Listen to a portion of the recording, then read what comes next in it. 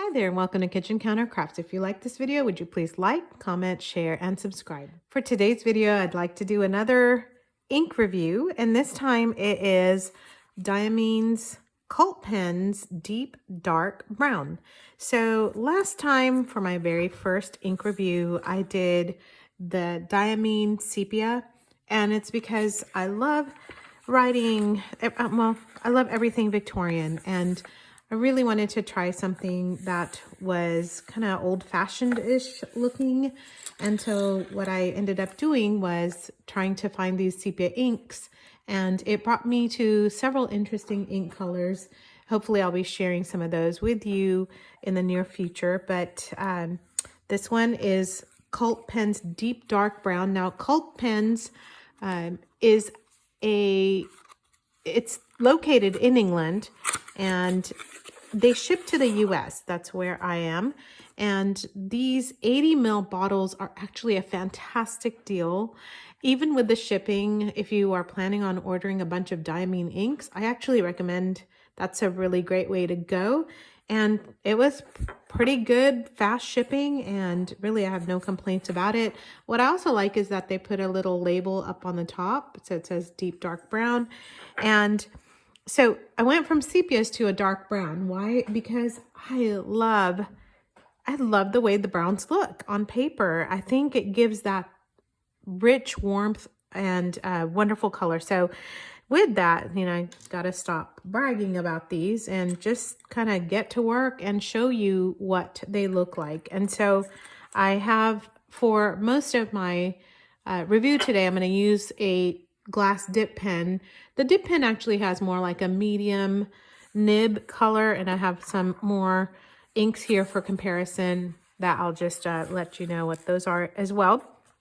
I am using an Endless Recorder notebook. Whoops, there we go. It is Endless Recorder, and it is 68 GSM Tomoe paper. So I'm going to use that so that hopefully it'll show a little bit of what this looks like. And I'm going to now zoom in so you can see.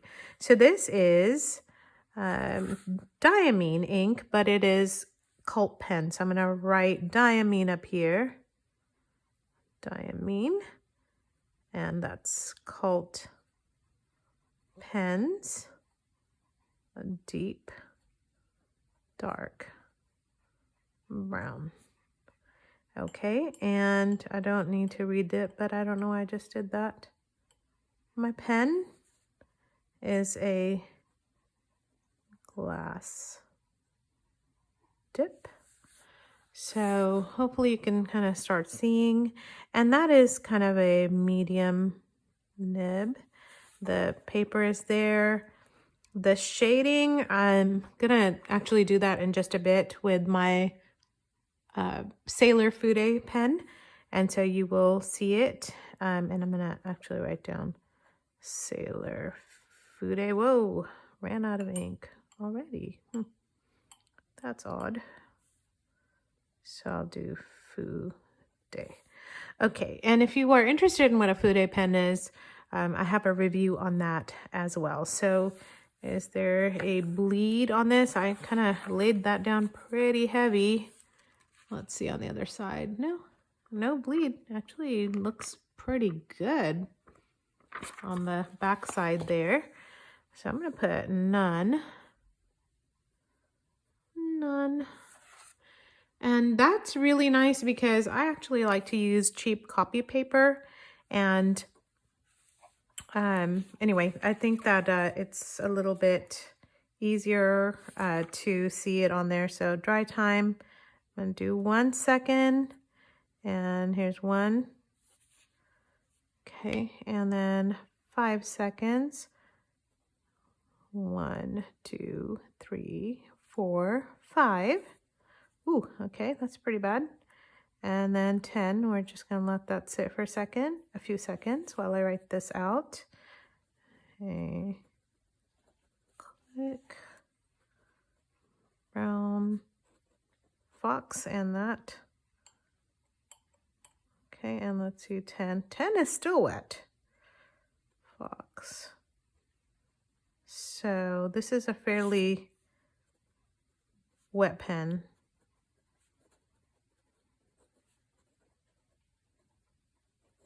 I don't know what is going on with my, I know what's going on. It's not shaken or anything. So maybe that's the problem here. I don't know. So down here in the dip pen, what did I have? Dip pen sample.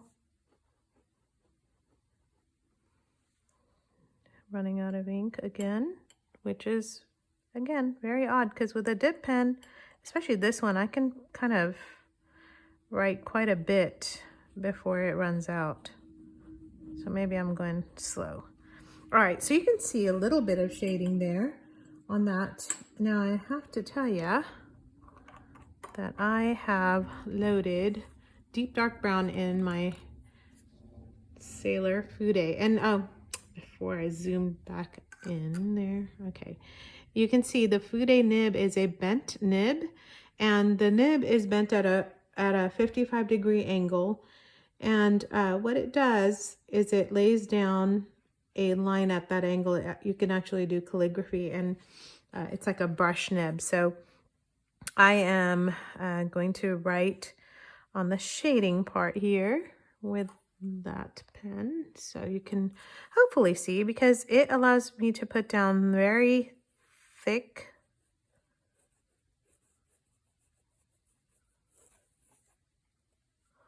lines here, and you can write also very thin with it as well.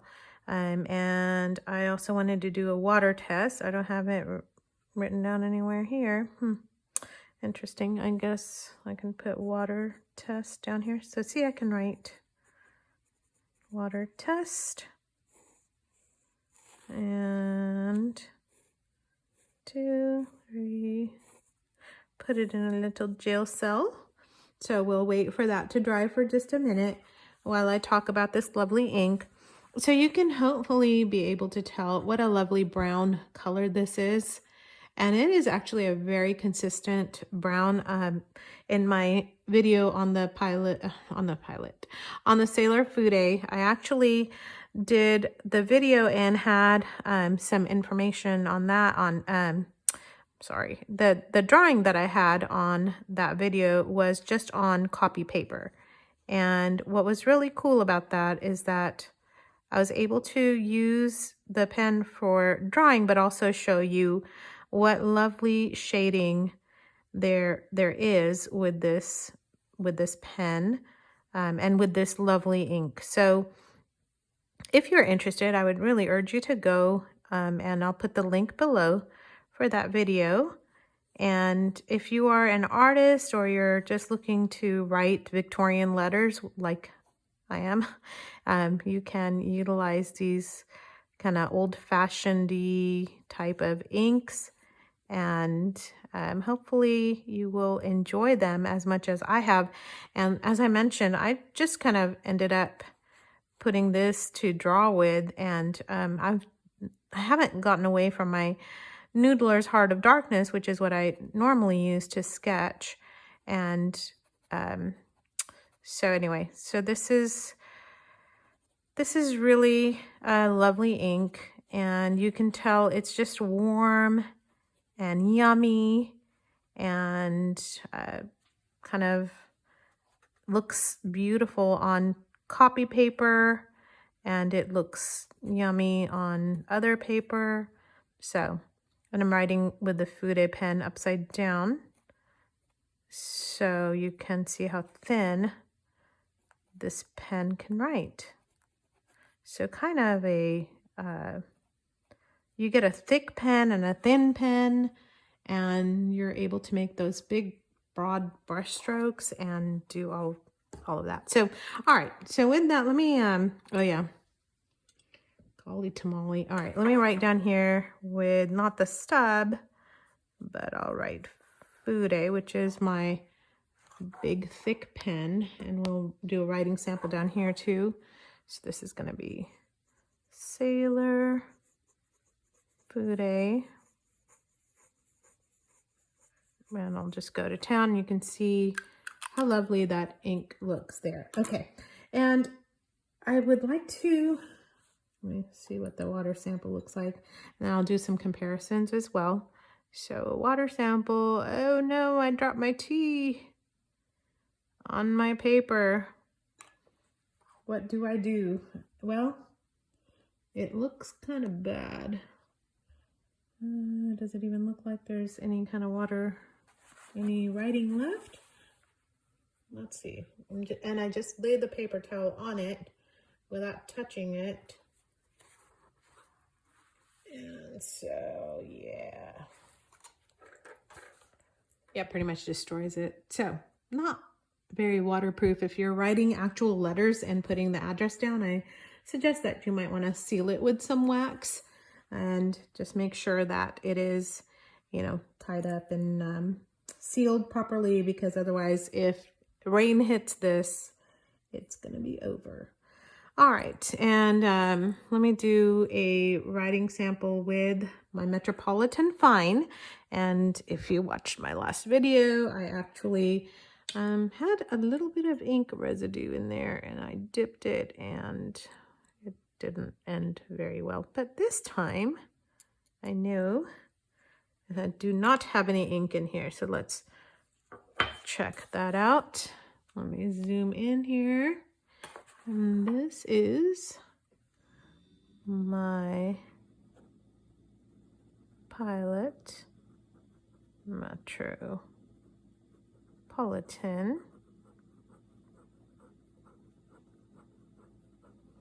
And it's more brownish than it is anything else, so that's not bad. All right, and I've got the brown to show ya. All right, so that is good. And then now let's do some comparisons. So I'm going to use my handy dandy dip pen and just rinsing it off in a little bit of water, and also I'll wipe it off just to make sure I don't have any residue. So today for the comparisons, I only have 2 inks. And one is the Ancient Copper, which I don't know, it was recommended to me as a sepia, and it's very, very pretty. And it is more of a reddish copper though than a true brown. So we'll just check that out, and you can make that decision for yourself. So that is, and a little bit more. So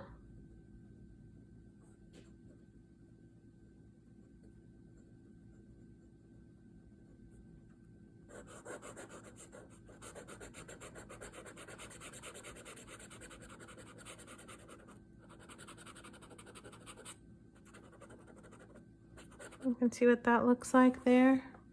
So a lot more copper, if you will, which is called Ancient Copper. So there you go. Why is this wobbling? There we go. It's because you have a pen underneath your book. Okay, and then I have for you J. Herbin, and it is lovely, lovely, lovely. It is called Caroube de Chypre, I believe. And Caroube is like carob chips, you know, like brown chocolate. And Chypre down here, Chypre is like copper. So I have another coppery brown, and I don't know if you can tell, it's just this beautiful bottle with a beautiful color. And look at the gold underneath. And then there's that J. Herbin ship. So it's just a lovely, lovely, lovely shade. But what you have to do is make sure you shake it up extremely well, because it is a shimmer ink. The gold tends to settle. So we're going to do that on this paper as well. And so there's the gold shaken up in there, and I'm getting the little bits to hopefully show up. It's one of those inks that I'm kind of I don't know, just I use it frugally because this bottle was pretty expensive. but I just thought it'd be a nice comparison. So this is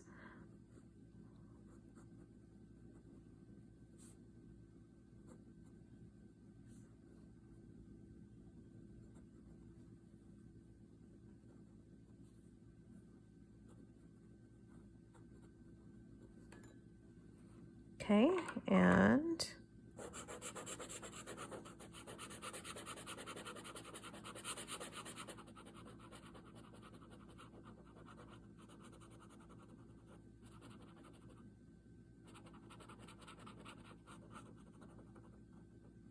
trying to get most of that color off of there.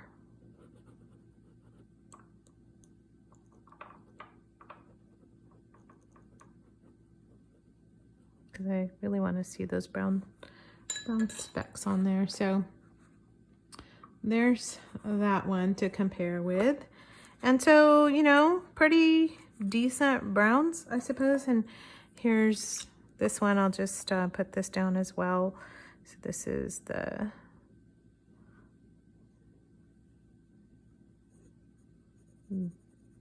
Diamine tape.